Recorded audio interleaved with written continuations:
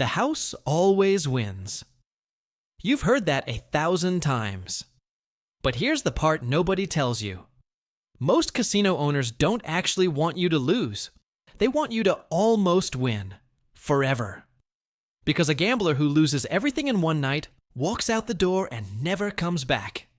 A gambler who almost hits it big comes back tomorrow, and the night after that, and the one after that. And the craziest part, the slot machines, the free drinks, the maze-like floor plans. None of it is random. It's math, dressed up as luck. This is the story of how casino owners actually get rich, and it has almost nothing to do with gambling. Las Vegas, 1951. The desert wind is hot enough to crack leather boots, and a man we'll call Marty is standing in the middle of a half-built casino floor, watching workers bolt down rows of slot machines in the sun. Marty isn't a gambler. He's a former carnival operator who spent 15 years learning something most people never think about. The difference between one game of chance and a business built on chance. At the carnival, nobody ever lets you win a stuffed bear for free. The odds were rigged just enough that you'd keep paying, keep trying, keep believing the next toss was the one. "You're not selling luck," his old boss used to tell him. "You're selling hope. Luck is free. Hope you can charge for." Marty never forgot that. When he finally got his own casino floor, he didn't obsess over which games to offer. He obsessed over one number. The house. Edge. A tiny, almost invisible percentage built into every game, guaranteeing that no matter who won or lost on any given hand, the casino itself could never actually lose. Not over 1,000 hands, not over 1,000,000. That single idea, turning uncertainty into a guaranteed, repeatable business, is the seed that built the modern casino industry.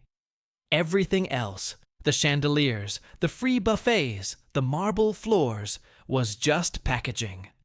Here's what almost nobody understands about casinos. They don't need to win every bet. They just need to win the average. Take roulette. A single number pays out 35 to 1. Sounds fair, right? Except the wheel has 38 numbers, not 36.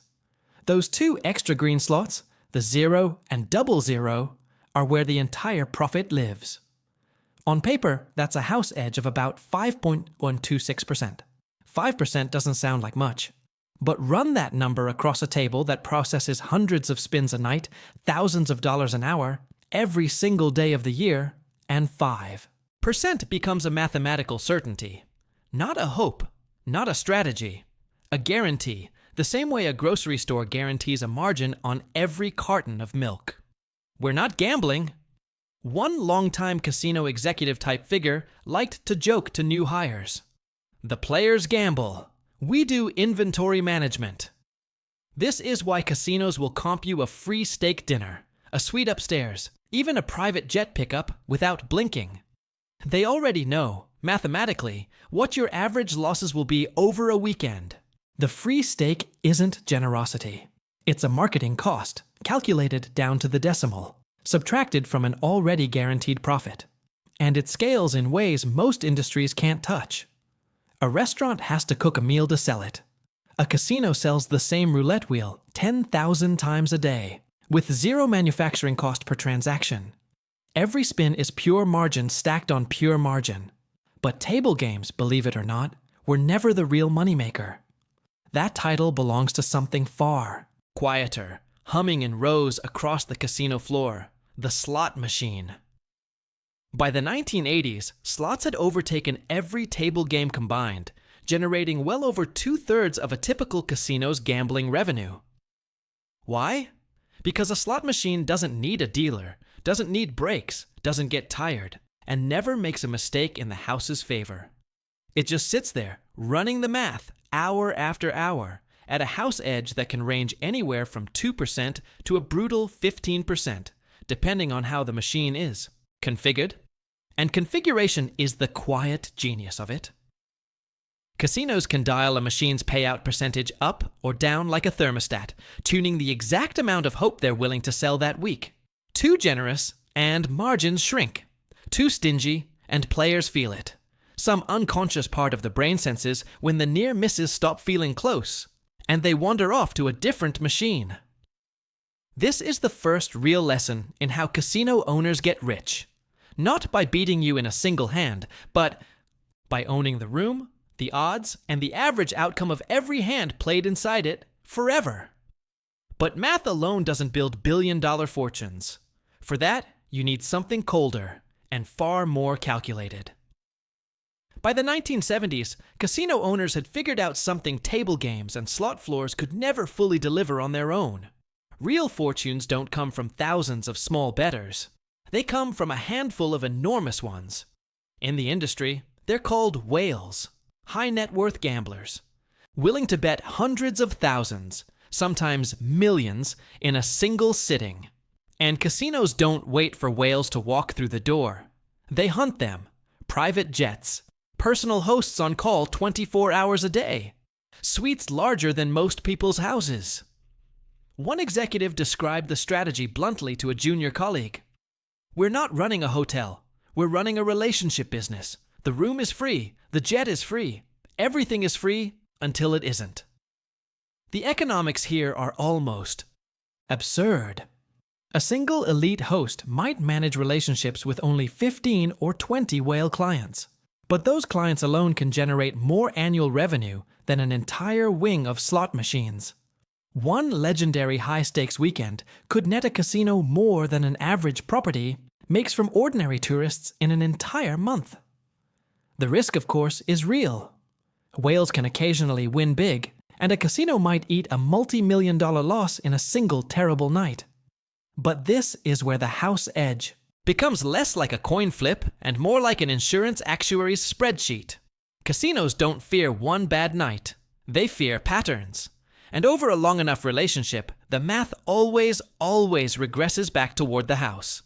So casino owners built an entire hidden industry around servicing this handful of elite players. Private junket operators, credit lines extended without blinking, loss rebate programs, quietly refunding a whale a percentage of what they lost, just enough to keep them from walking away angry. It sounds generous. It isn't. It's customer retention math borrowed straight from Silicon Valley, except instead of a subscription fee, the currency is your losses. And this system built an entire secondary economy. In cities like Macau, which by the 2010s had overtaken the Las Vegas Strip in gambling revenue several times over, junket operators effectively became shadow banks, advancing credit to VIP gamblers, collecting debts through their own private channels, and taking a cut of the casino's winnings as commission. At its peak, this junket system funneled tens of billions of dollars a year through Macau's casino floors, built almost entirely around the psychology and appetite of a few thousand ultra-wealthy players. But whale hunting, for all its glamour, came with a structural weakness casino owners couldn't ignore forever. It depended on the fortunes and the whims of a tiny handful of people. One regulatory crackdown, one economic downturn among the wealthy, and the entire model could wobble. Which is exactly why the smartest owners in the industry started building something far more durable. Something that didn't need a single gambler to walk through the door at all. Here's the part of the story that genuinely surprises most people. By the early 2000s, the biggest, most profitable casino resorts on Earth had quietly restructured their entire business model. And gambling was no longer the main event. Take a modern Las Vegas, mega resort. On the surface, it's a casino with a hotel attached. In reality, it's closer to a small city, with revenue streams stacked so deep that gambling sometimes accounts for less than half of total profit. Hotel rooms, restaurants run by celebrity chefs, nightclubs charging hundreds of dollars for bottle service, retail boutiques, concert residencies, convention centers renting out for corporate events. Even parking, once free, became a paid revenue line at several major properties. 1. Resort executive summed up the shift with a line that became something of an internal mantra. Gambling gets them in the building. Everything else gets their wallet open. This diversification wasn't optional. It was survival. Gambling revenue, for all its mathematical certainty, is brutally cyclical. It rises and falls with the broader economy, tourism patterns, even gas prices. But a hotel room, a steakhouse, a nightclub, those generate revenue from people who never touch a card table at all. And the real estate underneath these resorts turned out to be worth more than almost anyone originally guessed. Casino owners in Las Vegas and Atlantic City had often by accident assembled some of the most valuable commercial land on the planet. By the 2000s, some operators began spinning off their real estate holdings into separate companies entirely, structures known as REITs, effectively turning casino buildings themselves into a second independent business, collecting rent from the gambling operation that built them in the first place. It's a strange kind of financial judo.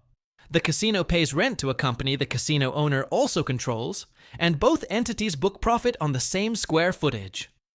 By this point, the smartest owners in the industry weren't really casino operators anymore. They were entertainment conglomerates, real estate moguls, and hospitality brands who happened to also run a few thousand slot machines. And nowhere was this transformation more dramatic, or more lucrative, than 6,000 miles away, in a tiny peninsula off the coast of China that most Americans couldn't have found on a map before the year 2000. Macau didn't just become a bigger version of Las Vegas. It became something the Vegas model had never fully achieved. A gambling market almost entirely insulated from Western economic cycles, fed by a wave of newly wealthy players from mainland China, with almost no cultural stigma against high-stakes play.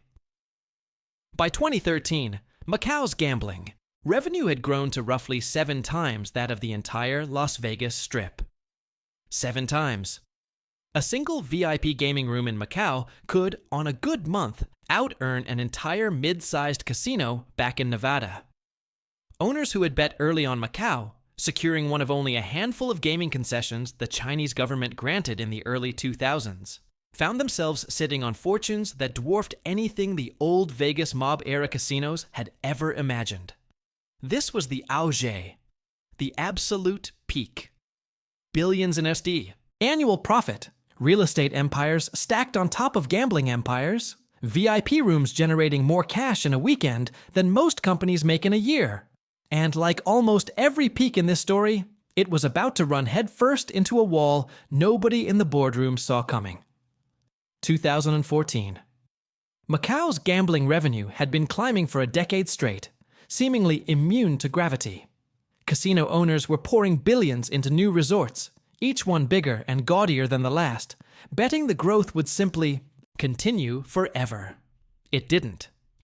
The Chinese government, worried about capital flight and corruption tied to the junket system, launched a sweeping anti-corruption campaign that specifically targeted high-rolling officials and the underground credit networks feeding Macau's VIP rooms. The effect was immediate and brutal. VIP gambling revenue, the golden goose that had built entire fortunes, collapsed by more than 50% within 2 years. Junket operators, the shadow bankers of the whale hunting. Economy began disappearing almost overnight, some vanishing along with hundreds of millions in client deposits. "We built the whole tower on the top floor," one Macau operator reportedly admitted privately. "Nobody asked what happens if the top floor gets shut down." Stock prices of major casino operators lost anywhere from a third to over half their value in less than 18 months. Resorts that had been printing money were suddenly laying off staff, delaying construction on unfinished towers, renegotiating debt with panicked lenders.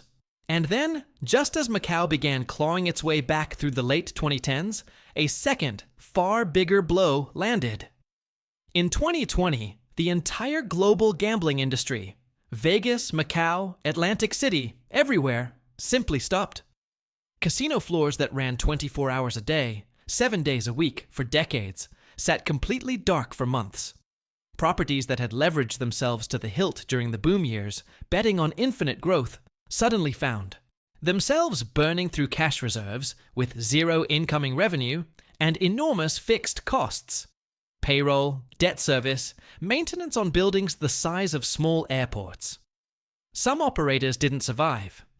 Others survived only by selling off pieces of the empires they'd spent decades building. Hotel towers, real estate holdings, even entire casino licenses, just to stay solvent. The lesson buried in the collapse was almost poetic. An industry built on the mathematical certainty of the house edge had ignored the one risk no spreadsheet could price in: a floor with nobody on it at all. Today, the casino industry has rebuilt, and in many ways it's more resilient than it was before the crash. Leaner, more diversified, less dependent on any single whale, any single VIP room, any single city halfway across the world. But the core mechanism hasn't changed since Marty stood on that half-built casino floor in 1951. Somewhere, in a back office, someone is still running the same math. House.